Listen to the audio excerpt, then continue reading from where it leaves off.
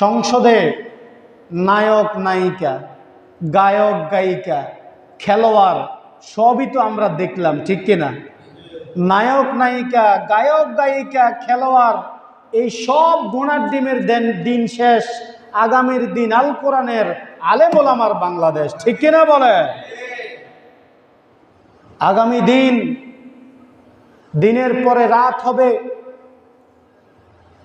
এটা যেমন সত্য, রাতের পরে সকালের সূর্য উঠবে, এটা যেমন সত্য, এই জমিনে আল্লাহর দিন কায়েম হবে, এটাও তেমন সত্য, ঠিক কিনা বলেন?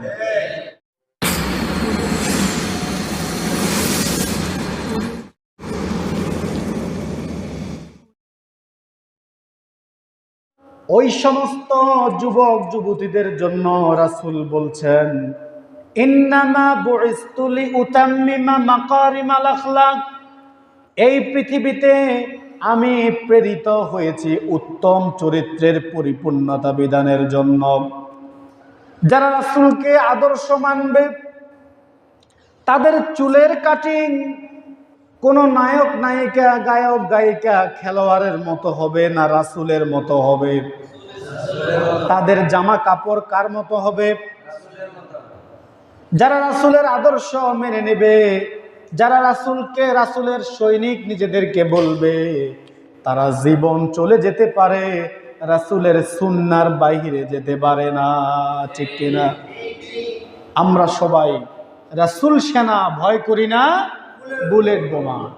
এই স্লোগান দেওয়া তো বড় সহজ, কিন্তু সার্বক্ষণ রাসূলের সুন্নত মেনে নেওয়া বড় কঠিন। রাসূলের আনিত দিন ইসলাম, এখান থেকে কমানোও যাবে না, বাড়ানোও যাবে না। বাড়াইতে গেলেই বেদাত হয়ে যাবে, কমাইতে গেলে এটা রাসূলের চাইতে বেশি বুঝার মানসিকতা হবে। আপনি প্রিয় ভাইরা, এজন্য রাসূলের আদর্শ অন্য সবার চাইতে সেরা হলো দুইটা কারণে। কয়টা কারণে? সবাই বলেন। এক নাম্বার হলো রাসূলের জন্ম থেকে নিয়ে মৃত্যু পর্যন্ত রাসূলের দিনের চরিত্র, রাসূলের রাতের চরিত্র, রাসূলের যুদ্ধের ময়দানের চরিত্র, তিনি গোলাম হিসাবে কেমন, তিনি রাষ্ট্রপ্রধান হিসাবে কেমন, তিনি নবী হিসাবে কেমন, প্রতিটা মুহূর্তের খবর আমাদের কাছে আছে না নাই? দ্বিতীয় কারণ হলো রাসূলের এই আদর্শ মেনে নিলে আল্লাহ রাব্বুল আলামিন আমাদের জীবনের গুনাহগুলো মাফ করে দেবেন। সুবহানাল্লাহ।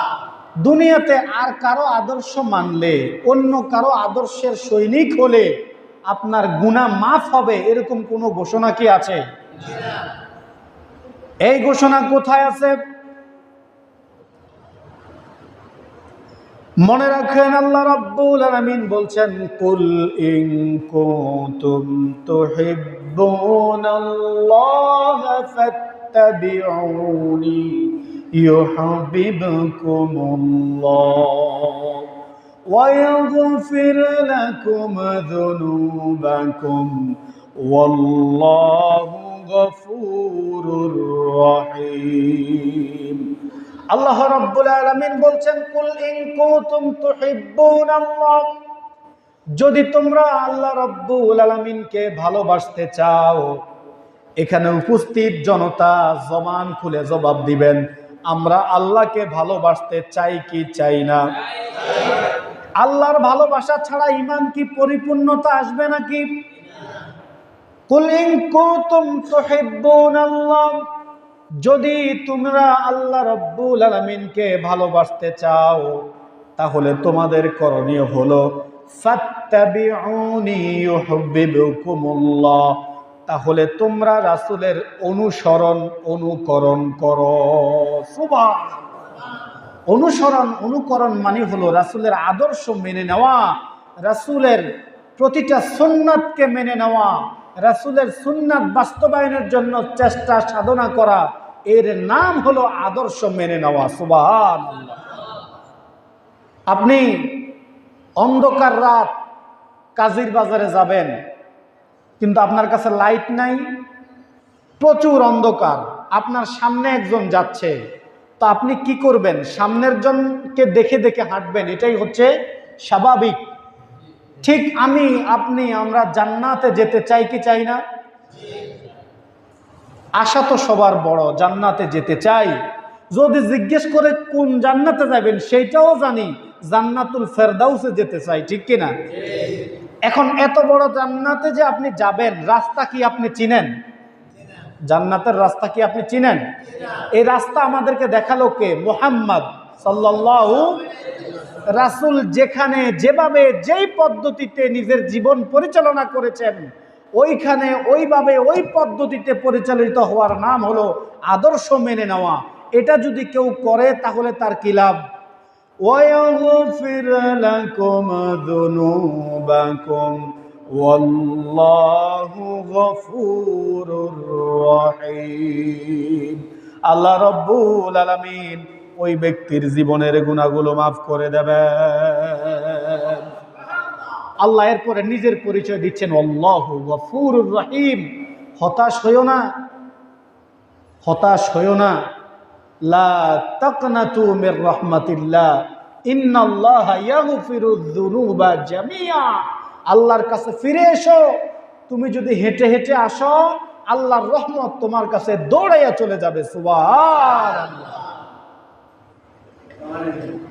রাসূলুল্লাহ সাল্লাল্লাহু আলাইহি ওয়াসাল্লাম বলেন, লা ইউমিনু আহাদুকুম হাত্তা আকুনা আহাব্বা ইলাইহি মিন ওয়ালিদিহি ওয়া ওয়ালাদিহি ওয়ান নাসি আজমাইন। লা ইউমিনু আহাদুকুম, তোমাদের কেউ ততক্ষণ পর্যন্ত মুমিন হতে পারবে না, হাত্তা আকুনা আহাব্বা ইলাই, যতক্ষণ না তোমরা সব চাইতে বেশি ভালো না বাসবে রাসূলকে, তোমাদের নিজের জীবন থেকে, তোমাদের বাবা মা সন্তান আদি আর অন্য সব মানুষদের থেকে যদি রাসূলকে বেশি ভালোবাসতে না পারো, ততক্ষণ পর্যন্ত তোমরা ঈমানদার হবে না। সুবহানাল্লাহ।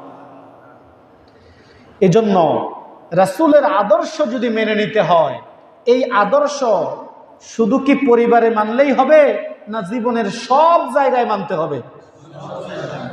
ব্যক্তি জীবনে মানতে হবে, ব্যক্তি জীবনে, পারিবারিক জীবনে, সামাজিক জীবনে, রাষ্ট্রীয় জীবনে, সংসদ ভবনে, সেক্রেটারিয়েটে, ইউনিয়ন পরিষদে, উপজেলা পরিষদে, প্রত্যেকটা জায়গাতে রাসূলের আদর্শ বাস্তবায়নের দরকার আছে না নাই?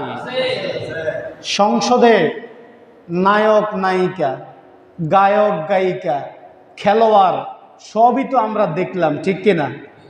নায়ক নায়িকা, গায়ক গায়িকা, খেলোয়াড়, এই সব গুনার ডিমের দিন শেষ। আগামীর দিন আল কোরআনের আলেম ওলামার বাংলাদেশ, ঠিক কিনা বলে? আগামী দিন, দিনের পরে রাত হবে, এটা যেমন সত্য, রাতের পরে সকালের সূর্য উঠবে, এটা যেমন সত্য, এই জমিনে আল্লাহর দিন কায়েম হবে, এটাও তেমন সত্য, ঠিক কিনা বলেন? সে রাসূল সম্পর্কে আল্লাহ রাব্বুল আলামিন বলছেন, ওয়া ইন্নাকা লাআলা খুলুকিন আযীম। নবী হে, আমি আপনাকে অতি উত্তম চরিত্র দান করেছি, যেই চরিত্রের অনুকরণ করে লোকেরা কিয়ামত পর্যন্ত কুল কিনারা করতে পারবে না। সুবহানাল্লাহ।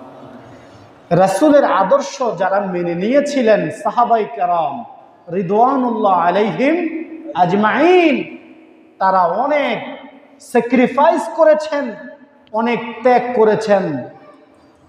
তার মধ্যে একজন সাহাবীর নাম হলো মুসআব ইবনে উমাইর রাদিয়াল্লাহু তাআলা আনহু।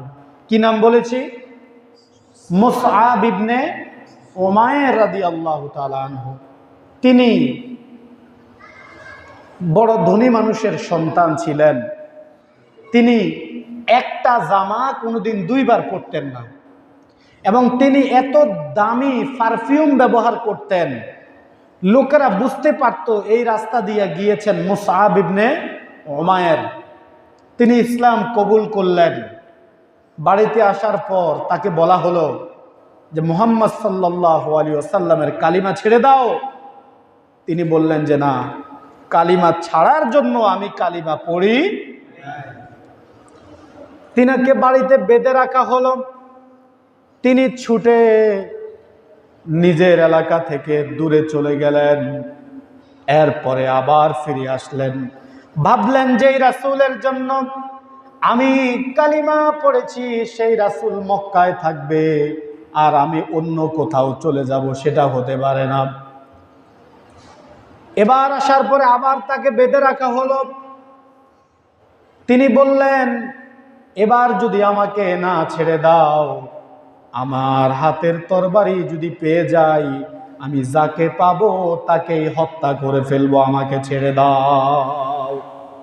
মা ভাবলো যুবক ছেলে, তাকে যে কিছুই করে ফেলতে পারে, তাকে ছেড়ে দিল, কিন্তু বলল যে আমাদের এই দামি জামা কাপড় পারফিউম কিচ্ছু তুমি নিতে পারবা না। তিনি সব ছেড়ে দিয়ে রাসূলুল্লাহর দরবারে গিয়ে বসে থাকলেন। ছেঁড়া জামা গায়ে রাসূল বললেন, মুসআব অনেক ত্যাগ করে এসেছে, তাকে বসতে দাও। একটা সময় তিনার অবস্থা এত খারাপ হলো, মুসআব ইবনে উমাইর রাদিয়াল্লাহু তাআলা আনহু যখন ইন্তেকাল করলেন, তার দাফনের জন্য একটা কাপড় পাওয়া গেল, যেটা দিয়া মুখ ঢাকনা দিলে পাওটা খালি হয়ে যায়, পাও ঢাকনা দিলে মুখটা খালি হয়ে যায়। এই ব্যক্তি তো ওই ব্যক্তি যে জীবনে একটা কাপড় দুইবার পরতেন না, আজকে তার জানাজা দেওয়ার জন্য কাপড় নাই। আল্লাহর নবীর চোখের পানি ফেলে টপ টপ করে কাঁদছেন, সাহাবাই কেরাম কাঁদছেন। আল্লাহর নবী বলেন, সাহাবারা, এই মুসআব ইসলামের জন্য এমন ত্যাগ করেছে, আজকে তার হয়তো কাফনের জন্য কাপড়ের সংকট দেখা দিয়েছে, কিন্তু মুসআবের সাথে আল্লাহ কি ব্যবহার করবে এটা আল্লাহ রব্বুল আলামিন ঠিক করে রেখেছেন। সুবহানাল্লাহ। এই হলো রাসূলের আদর্শের প্রকৃত সৈনিক। একজন গরিব সাহাবী, তার নাম হচ্ছে জুলাইবিব। কি নাম? জুলাইবিব রাদিয়াল্লাহু তাআলা আনহু আহলে সুফার সদস্য। রাসূল তাকে দেখলেই বলেন, জুলাইবিব, বয়স তো হইল, বিয়ে শাদী করবা না? পরের দিন আবার, জুলাইবিব, বয়স তো হইল, বিয়ে শাদী করবা না? জুলাইবিব বলছে, ইয়া রাসূলুল্লাহ, আমি যে এত গরিব, কে আমাকে বিয়ে করবে? আমার তো খাবারই ব্যবস্থা নাই, থাকার জায়গা নাই, আমি কিভাবে বিবাহ করব? আল্লাহ রাসূল বললেন, ওই আনসারী সাহাবীর বাড়িতে চলে যাও, তার একটা সুন্দরী কন্যা আছে, গিয়ে বলবা যে আল্লাহর নবী আমাকে পাঠিয়েছেন। সুবহানাল্লাহ। জুলাইবিব বিয়ের প্রস্তাব নিয়ে চলে গেল ওই আনসারী সাহাবীর বাড়িতে।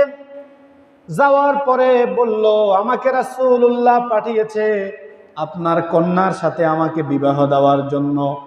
আনসারী সাহাবী দেখলো তার মেয়েটা অত্যন্ত সুন্দরী, রূপসী, তারা আর্থিকভাবে সচ্ছল, কিন্তু জুলাইবিবের টাকাও নাই, পয়সাও নাই, সে অত্যন্ত কালো মানুষ। তিনি একটু ইতস্ত বোধ করলেন, এরকম একটা ছেলের সাথে কিভাবে আমি আমার এই মেয়েটার বিবাহ দেই। সাহাবী জুলাইবিবকে ফেরত পাঠিয়ে দিলেন। ঘরের ভিতর থেকে ওই মেয়েটা শুনল, ডাক দিয়ে বলল, বাবা, আল্লাহর নবীর আদেশ তুমি অমান্য করেছো।